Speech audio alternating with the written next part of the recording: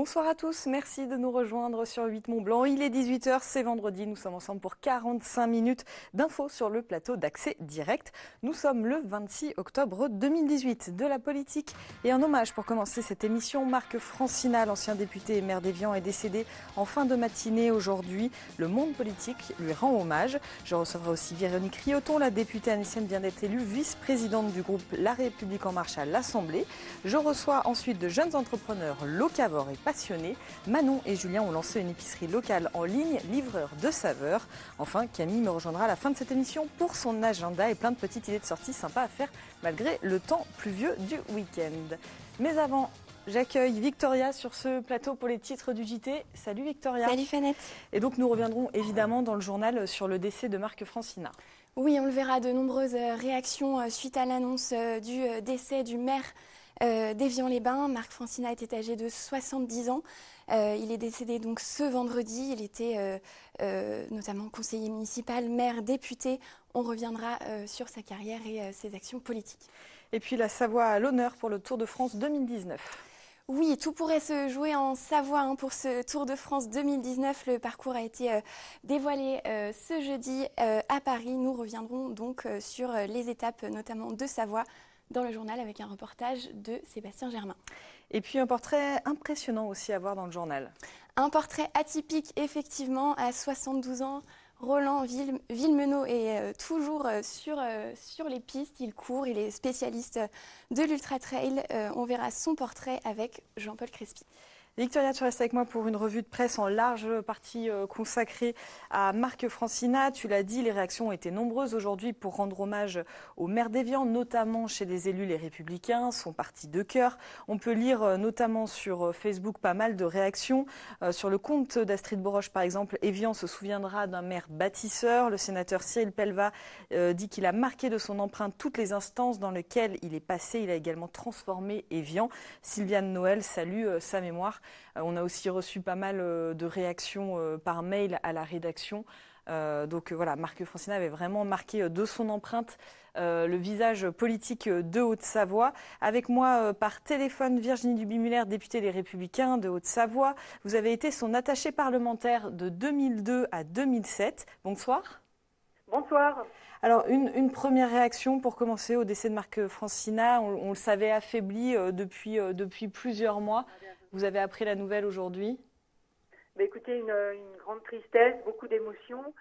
Effectivement, j'ai eu le plaisir de travailler avec lui à l'Assemblée nationale. Il avait succédé à Jean-Marc Chavannes, qui avait lui-même succombé à un cancer pendant son mandat.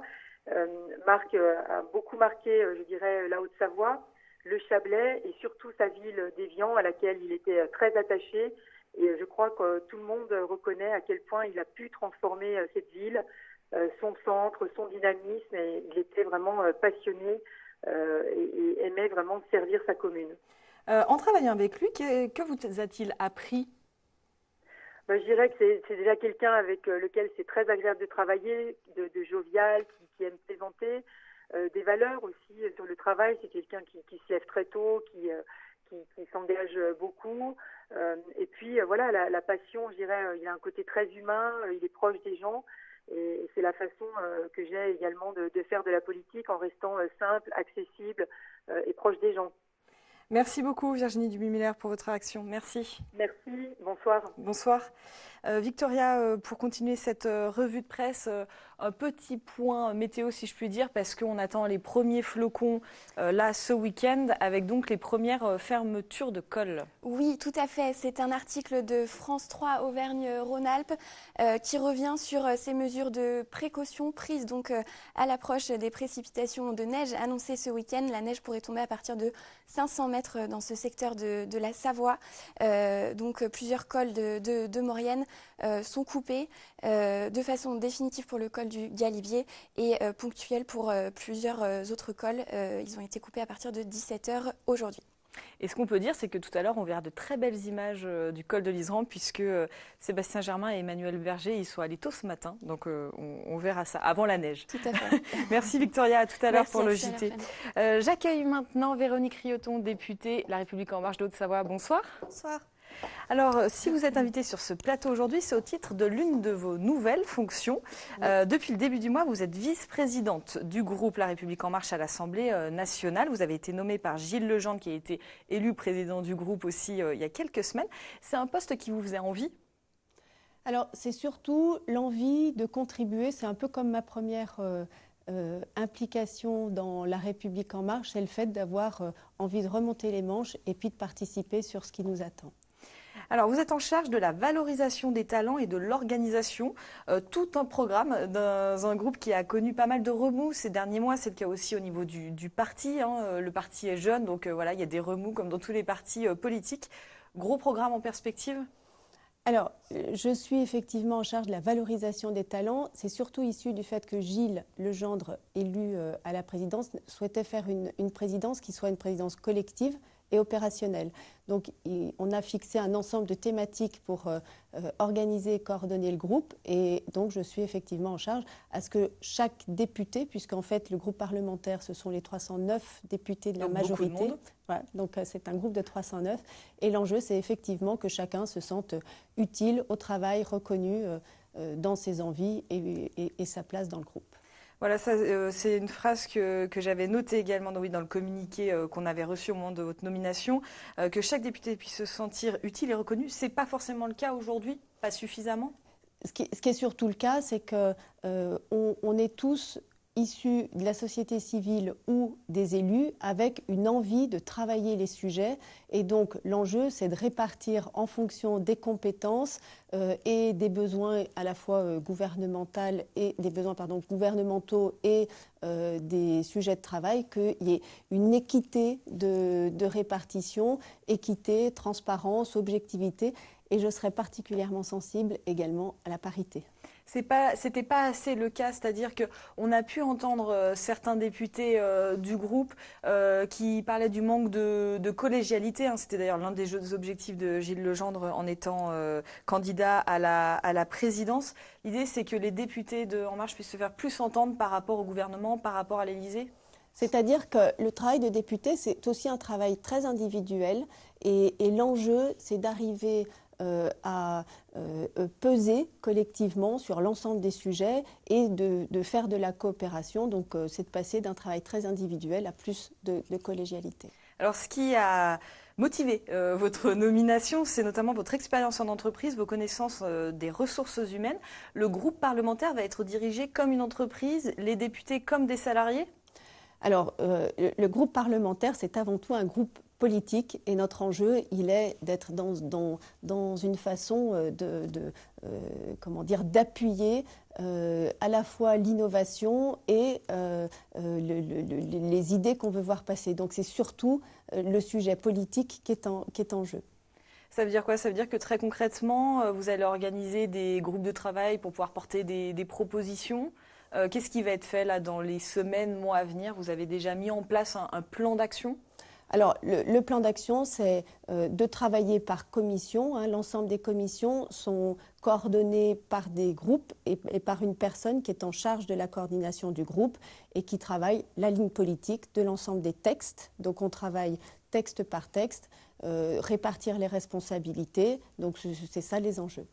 L'un des enjeux de la candidature de Gilles Legendre, c'était aussi il y avait plus de collégialité et plus d'efficacité aussi. Donc ça, comment ça se retranscrit dans le travail parlementaire?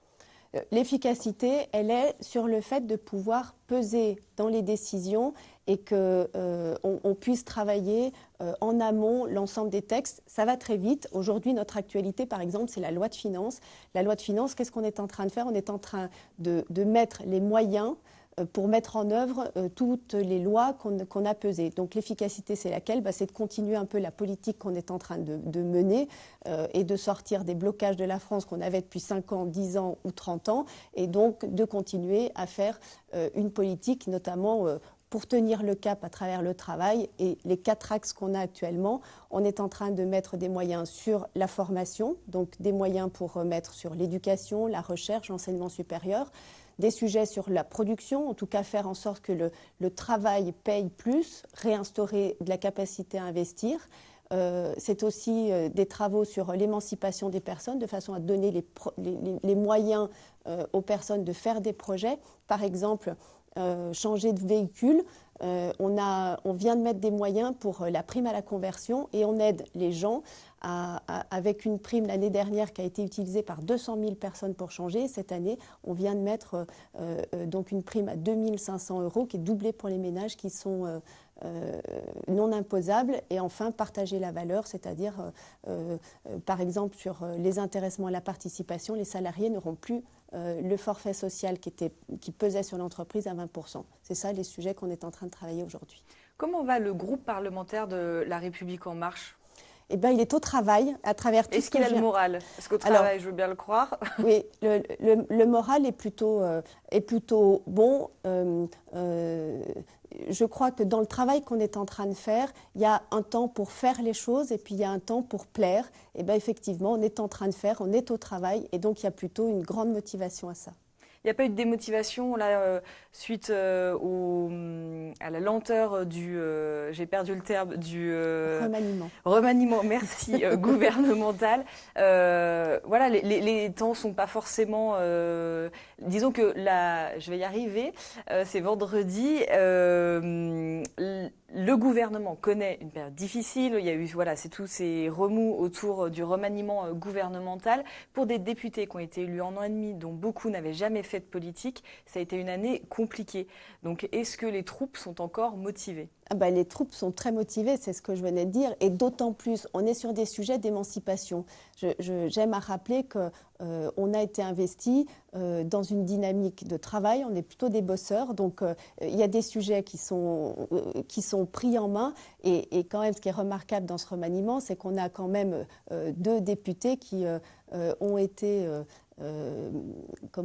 qui sont entrés au gouvernement. Je parle de Christelle Dubos et de Gabriel Attal. Donc non, la motivation, elle est très forte et puis avec une volonté de mettre en œuvre le programme pour lequel on a été élu et la motivation ne faiblit pas sur ce sujet-là. Alors il y a certains ex-marcheurs par contre qui se sont démotivés. Il y a eu la création d'un nouveau groupe à l'Assemblée il y a quelques jours. C'était le 18 octobre dernier, un groupe qui s'appelle Liberté et Territoire. Plusieurs députés, certains qui étaient jusqu'alors non inscrits, certains ex-marcheurs, voilà, un univers différent. Ça n'impacte pas le moral des troupes ? Alors, on parle de 2 ex-marcheurs qui ont quitté le groupe et effectivement, c'est surtout la construction d'un nouveau groupe parlementaire. Il faut savoir que dans un groupe parlementaire à l'Assemblée, ça s'accompagne de moyens et de prise de parole plus fortement possible. Voilà, en tout cas, donc il y a vraiment une volonté pour ces personnes d'être plus visibles et on n'est pas dupe que c'est un groupe qui est plutôt un groupe technique qu'un groupe qui témoignerait que ça s'affaiblit. On parle de 2 personnes et l'ensemble des députés que nous sommes sont bien motivés à la tâche. Du coup, le prochain grand rendez-vous pour les députés de La République En Marche ? Alors, c'est celui dans lequel on vit, je parlais de la loi de finances, vraiment qui nous mobilise pour l'ensemble de l'automne. Et puis, je fais partie de la commission développement durable, aménagement du territoire. Donc, le prochain grand rendez-vous, c'est au début de l'année 2019, ce sera la loi d'orientation des mobilités pour lequel nous allons travailler des mesures à la fois pour les nouvelles mobilités et puis des mobilités plus propres. Du coup, vous regardez ce qui se fait au niveau du territoire. On est en plein dans la concertation de la liaison ouest du lac d'Annecy. Oui. Vous allez y mettre le nez ? Y mettre le nez, je veux dire, les exécutifs, et puis, en tout cas, l'exécutif local est au travail sur le sujet. On est dans la concertation et je valide la démarche qui est en train de faire. Ça veut dire que tous les spectateurs, tous les gens pourront donner leur avis. Et ça, c'est le plus important. En tout cas, la démarche est intelligente et ça me paraît important. Merci beaucoup d'être venu sur le plateau d'Accès Direct ce soir. Merci. Merci à vous. Au revoir. Au revoir. On se dirige vers le week-end tranquillement avec une idée pour se simplifier la vie maintenant. Je reçois Manon Arbeau et Julien Danzin. Bonsoir. Bonsoir. Alors, vous avez créé ensemble le Livreur de Saveurs. Alors, avant de parler de cette nouvelle aventure, vous décrivez tous les deux sur le site internet comme locaveurs convaincus, c'est-à-dire, pour ceux qui ne connaissent pas les locavores. Locavore, c'est qui consomme local avant toute chose, en étant convaincu de ce que ça peut nous apporter à nous individuellement et puis aussi à l'économie locale de manière plus générale, quoi. Il est là le point de départ de l'aventure de Livreur de Saveurs ? Ouais. Point de départ différent pour l'un et l'autre. Pour moi, c'était plutôt le côté je veux consommer local, mais c'est compliqué au quotidien en termes d'organisation. Et Pour moi, c'est plus on aime un producteur qui habite un peu loin et puis on n'a pas toujours le temps d'y aller, il n'ouvre jamais à des bonnes heures. Du coup, nous, on propose le service d'aller livrer les gens vraiment en point relais à côté de chez eux, quoi. Du coup, comment vous avez eu l'idée de vraiment franchir le cap et de lancer Livreur de saveurs? un peu comme ça. On ne s'est pas vraiment posé de questions. On a été vachement portés par cette idée-là et ça nous a habité. On y a réfléchi. On a parlé avec les producteurs parce qu'on est des clients avant tout, hein. Du coup, on a vu qu'il y avait un besoin aussi de leur côté, surtout ceux qui débutaient, de se faire connaître. Et on s'est dit, pourquoi pas essayer d'allier tout ça, quoi. Ça. Puis, étant nous-mêmes des locavores, on mange local, on s'est dit pourquoi pas en faire profiter tout le monde, quoi. Enfin, pour moi, déjà la Savoie, la Haute-Savoie. Et puis, après, plus loin, on n'y est pas, mais en tout cas, voilà. Manger local, que tout le monde mange local, c'est possible en tout cas. Très concrètement, du coup, qu'est-ce qu'on va trouver sur... Donc, c'est un site internet, je ne l'ai pas dit, voilà, ça, donc ouais. on va partir de là. C'est un site internet où on fait ses courses. C'est ça. Et donc, je vous laisse expliquer la suite. Ça fonctionne comme un drive, comme n'importe quel drive qu'on peut connaître. On se connecte, on fait donc ses courses, donc fruits, légumes, mais pas que. Viande, épicerie, boissons. On a des cosmétiques aussi depuis peu. On a quelques produits pour la maison, même des croquettes pour chiens, made in Chambéry. Donc voilà, on peut vraiment faire toutes ces courses. On met dans son panier, on choisit son point de livraison. Donc on en a à peu près 80-90 aujourd'hui sur le département et zones limitrophes. Et on se fait livrer donc à un jour fixe qui vous est proposé. Vous êtes basé à Méry, donc au bout du lac du Bourget. Du coup, quelle zone vous couvrez? Pour le moment, vous êtes sur les 2 départements. Au niveau des producteurs, il y a suffisamment... vous trouvez suffisamment de producteurs? Il y a de quoi faire, j'allais dire. Ouais, il y a de quoi faire. Ouais. En Savoie, on a vraiment de tout, quoi. Fruits, légumes, on a même des tisanes, des gens qui font de la pâte à tartiner, des œufs, enfin tout, hein, producteurs de viande, de porc, de salaison. Enfin, je trouve qu'on est une région super riche quand même. Et en termes de livraison, on livrerait toute la Savoie, Haute-Savoie, donc on va jusqu'à Annecy en Haute-Savoie. On aimerait peut-être se développer, je sais pas, voir Annemasse, Chamonix. Pour la Savoie, on va jusqu'en Tarentaise. Là, cet hiver, on va démarrer les stations, donc on va livrer Val Thorens et Courchevel toutes les semaines. Et voilà. Et ces producteurs, vous les rencontrez, c'est-à-dire que vous les choisissez, vous faites... D'ailleurs, alors on a peut-être vu passer des photos, j'ai pas fait attention, quand on sélectionne le produit et on a la petite photo du producteur, on peut aller voir comment il travaille, qui est-ce, etc. Ça a été important dans la construction, dans la démarche? Complètement, c'est même ça qui nous a porté. Voilà, on les a tous rencontrés, on les a choisis parce qu'ils étaient en phase avec justement une démarche éthique dans leur façon de faire. Donc c'est du raisonné. On a des produits bio, mais nous, ce qu'on veut vraiment mettre en avant, c'est la démarche raisonnée de chacun de ces producteurs. Et au même titre que quand on fait le marché ou quand on va chez son producteur, on sait qui il est. On se dit, c'est pas parce qu'on est en ligne et qu'on n'a pas le temps d'aller voir à la ferme, qu'on ne pourrait pas avoir toutes ces informations-là. Donc on a fait le travail d'aller rencontrer tout le monde, d'aller sur les exploitations. Julien a même fait les vendanges avec un de nos viticulteurs. Et voilà, le but c'est vraiment d'être au cœur et de savoir aussi nous de quoi on parle, parce que finalement on est leur porte-parole via le site, quoi. Ils sont demandeurs de ça, les producteurs, de ce point, du coup vous faites le point de liaison entre eux et les clients? Oui, il a fallu les convaincre. Non, ils ont été assez faciles à convaincre. Ils étaient très exigeants sur le fait qu'ils voulaient qu'on ait une démarche derrière. Ils voulaient pas juste que ce soit un business pour faire un business. Ils mettent beaucoup de cœur dans leur façon de faire. Et ils avaient quand même à cœur, certains nous ont dit, j'ai dit non à plein de personnes, mais vous, on sent qu'il y a quelque chose de cohérent et on va dans ce sens-là. Après, nous, on leur facilite la vie aussi sur un point, c'est que c'est nous qui venons chercher les marchandises chez eux. Donc eux, de leur côté, c'est beaucoup de contraintes pour un producteur d'aller livrer partout. Donc nous, on fait vraiment cet aspect logistique-là. On va chercher les produits chez eux, on les livre aux clients et voilà, on essaye d'être vraiment un relais de ce côté-là, quoi. Alors vous avez parlé d'agriculture raisonnée, il y a un peu de bio aussi, et puis il y a aussi toute une démarche réalisée autour de la politique anti-gaspi, donc vous n'allez chercher que ce qui est commandé, et puis les fruits et légumes peuvent être un peu moches. Ça fait partie aussi, ça fait partie de la volonté de départ. Ouais, on a mis du temps à la mettre en place parce que c'est pas toujours bien compris. Les gens ne choisissent pas sur un étal, donc il a fallu quand même l'intégrer. Mais voilà, le but c'est de dire, vous commandez 1 kilo de carottes, si elles sont un peu abîmées, plutôt que les 200 grammes abîmés les jeter, on va vous les rajouter à votre panier. Vous aurez 1 kilo d'œufs, mais c'est tout à fait consommable et on essaye vraiment d'être dans cette démarche-là sur à peu près tout. On a une question sur Facebook. En termes de prix, du coup, comment ça se passe? Comment vous êtes organisé avec les producteurs? Alors, on négocie aucun prix, c'est le producteur qui fait son prix. Après, bien sûr, il y a la commercialisation. Bah ouais, c'est ça, il faut que le prix soit logique, que nous on puisse vivre, que eux aussi. Et puis du coup, en termes de prix, j'ai envie de dire, on est équivalent au magasin de producteurs. Et puis, magasin de producteurs, peut-être pas, parce qu'on est le seul intermédiaire, mais en tout cas, sur tous les magasins, même bio et autres qu'on peut trouver, on est complètement dans cette compétitif. Alors, vous êtes donc basé à Méry. Vous avez dit tout à l'heure 70 points de vente. Ouais. Tout est répertorié sur le site internet. Site internet que je redonne, livreurdesaveurs.com, tout au pluriel. Et donc, pour le moment, surtout sur la Savoie, Annecy. Et dans l'avenir, pourquoi pas plus loin? Ouais, moi j'aimerais bien continuer un petit peu plus à Savoie parce qu'on va encore pas en Maurienne, on va encore pas sur Chamonix à Annemasse. Déjà bien resserrer les taux sur nos régions, sur notre département, quoi. Et du coup, qu'est-ce que vous faites là pour les mois à venir? Pour le moment, comment ça se passe? Plein de bonnes choses et de continuer avec nos super producteurs et d'avoir plein de gens qui nous soutiennent et qui adhèrent à notre service. Eh ben, merci beaucoup d'être venu nous parler de cette aventure. Merci bien. Qu'est-ce qu'on fait maintenant? On fait quoi ce week-end avec Camille? Salut Camille. Salut Canette.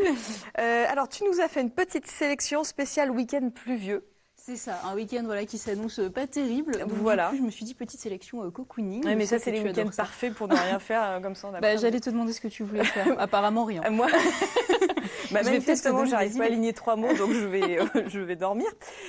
Et donc, on va commencer avec un peu de lecture. Je lirai peut-être un petit peu. Voilà. Donc, une parenthèse à la médiathèque de Rumi sera organisée ce samedi, donc demain à 10h, une rencontre ouverte aux amateurs de littérature. Il y en a une chaque mois. Je trouve que c'est toujours intéressant de pouvoir échanger sur des livres qu'on a lus, avoir des suggestions, parce que parfois on ne sait pas trop non plus quoi lire.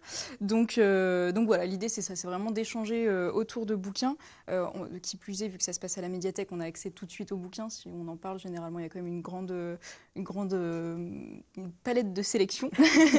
donc voilà, ça se passe à la médiathèque de Rumilly. Et puis voilà, on peut y rester pour éviter le mauvais temps. Après la lecture, le cinéma. Oui, peut-être un événement qui te fera sortir de ton lit, Fanette. 2 avant-premières de films d'animation ce samedi et dimanche à Annecy pour célébrer la 17e fête du cinéma d'animation qui se tient durant tout le mois d'octobre à travers toute la France. Le CITIA vous propose 3 rendez-vous ciné. Samedi 27 octobre à 16h30, vous pourrez découvrir Mirai, ma petite sœur de Mamoru Hosoda, un univers assez ressemblant à l'univers d'Hayao Miyazaki. Je ne sais pas si tu connais un petit peu, c'est très doux. Donc voilà, c'est un film qui est donc à voir en avant-première. L'entrée est à 4 € et ça se passe à La Turbine. Dimanche, il y aura 2 séances, l'une à 10h30 avec les projections du Best of Annecy Kids 2018 au cinéma Novel qui rassemble des courts-métrages drôles, émouvants et poétiques. L'entrée est gratuite et la deuxième séance est à 16h30 au cinéma Les Nemours pour une deuxième avant-première pour la projection de Pachamama de Juan Antin. Et l'entrée est à 4 €. Un joli programme dans les salles ce week-end. Et puis on part du côté de Cluse. Oui, une idée sortie originale dans la vallée de l'Arve. Vous pouvez jusqu'à dimanche entrer dans les coulisses des entreprises qui sont près de chez vous. C'est la 2e édition cette année et je trouve l'idée super chouette en fait pour les curieux. C'est un événement qui est gratuit et accessible à tous. Pour favoriser les savoir-faire locaux, découvrir les métiers et entreprises qu'on croise tous les jours sur le chemin du boulot sans trop savoir ce qui se passe dedans. Donc voilà, entre autres, vous pourrez découvrir les coulisses de Fruité, qui est spécialisé dans la fabrication de jus de fruits, de l'Atelier, qui est un centre culturel, Somfy, qui est leader mondial de l'automatisation des ouvertures et fermetures de la maison, le siège social de Péguissage, qui est spécialiste en cosmétiques. Enfin bref, ça c'est entre autres, puisqu'il y en aura 73 à visiter. Pour les visiter, c'est sur inscription sur le site commelespros.com et donc c'est gratuit. Ensuite, une idée pour les amoureux. Oui, une toute première édition ce week-end d'un festival de mariage à Thonon-les-Bains. Donc l'idée, c'est de retrouver tous les professionnels et prestataires dont on pourrait avoir besoin pour l'organisation de son mariage, photographes, traiteurs, location de mobilier, conseils en images, bijouterie, bref, et j'en passe. Donc c'est une jolie initiative de Mélanie Lafont, qui est elle-même organisatrice de mariage, qui ne trouvait pas son bonheur dans le coin, qui était toujours obligée de venir sur Annecy, mais voilà, il n'y avait rien sur Thonon. Donc c'est désormais chose faite. Si vous avez un projet en ce sens ou que l'ambiance mariage tout simplement vous plaît, n'hésitez pas à aller faire un petit tour. Ça se passe au Château de Ripaille samedi et dimanche de 10h à 18h et l'entrée est gratuite. Bon, alors, je ne sais pas si tu as prévu de te marier, mais en tout cas, je te sais sensible, Camille. Donc, du coup, voilà, nous partons, c'est où, à Chambéry? Ouais. Exactement. Une fois n'est pas coutume, je suis tombée un peu par pur hasard tout à l'heure sur cette conférence. Je trouvais le thème intéressant. Donc, c'est ce samedi 27 octobre à 15h, une conférence sur le pouvoir des émotions, animée par une neurothérapeute et un psychopraticien. Seront abordées entre autres les questions suivantes. Pourquoi certaines personnes agissent à l'envers du bon sens? Pourquoi fait-on et refait-on sans cesse les mêmes erreurs? Ou encore, pourquoi certains échouent alors que d'autres réussissent? Voilà, ça permet de lancer des pistes et je trouve des thèmes très intéressants où le développement personnel est de plus en plus mis à l'honneur en ce moment. Donc voilà, on essaye de comprendre et en apprendre plus. L'entrée est à 5 €. Pour les réservations, ça peut se faire par téléphone au 06 10 60 86 28, numéro qui est noté sur l'écran, ou directement en achetant un billet sur place le jour même. Et on termine avec une fête que tu aimes bien. Et oui, Fanette, voilà, la semaine prochaine, ce sera le 31 octobre, qui dit 31 octobre dit Halloween. Et donc ce week-end, on prend un petit peu d'avance avec la commune de Saint-Georges-d'Urtière, qui nous propose plusieurs animations ce week-end pour mettre à l'honneur cette fête de la peur et des bonbons. Au programme, un escape game dans les mines, une enquête sur les sorcières, des contes qui font peur, une jolie façon de découvrir les mines dans des conditions particulières et dans une ambiance un peu effrayante. En tout cas, voilà, moi j'adore l'idée. Tout le programme est à retrouver sur le site grandfilon.net et la réservation est conseillée au 04 79 36 11 05. Pour les tarifs, comptez 5 € par personne et c'est gratuit pour les moins de 4 ans. C'est donc ce dimanche 28 et ce lundi 29 octobre entre 14h et 18h. Eh ben, merci beaucoup Camille. Toi, tu nous as pas dit du coup ce que tu allais faire. Écoute, moi je pense que je vais bouquiner, je vais faire un peu comme toi, je vais larver. Voilà. Eh ben, une rédaction bien active. On en a besoin. Merci Camille, à tout à l'heure. Et maintenant, je re-accueille un mot bien français, Victoria, pour le rappel des titres. Et on commence avec la disparition d'une figure politique de Haute-Savoie. Oui, tout à fait. Nous reviendrons sur le décès de Marc Francina, maire d'Évian-les-Bains. Il est décédé ce vendredi à l'âge de 70 ans. Nous recevrons notamment l'ex-sénateur Pierre Hérisson qui viendra nous parler de cette figure politique. Et puis nous irons en Maurienne ensuite pour parler du Tour de France. Oui, le parcours a été dévoilé hier. Sébastien Germain et Emmanuel Berger étaient ce matin à la présentation de l'étape Saint-Jean-de-Maurienne-Tignes. On entendra notamment Bernard Thévenet. Et enfin, une belle rencontre proposée par Jean-Paul Crespi. C'est un portrait atypique. Roland Villemenot court toujours à 72 ans. Et effectivement, Jean-Paul Crespi a pu le rencontrer. On plongera au cœur de son entraînement. Merci beaucoup Victoria. On te retrouve dans quelques secondes pour le JT. Ne bougez pas, une toute petite page de pub et on se retrouve pour la suite d'Accès Direct et le JT donc. À tout de suite.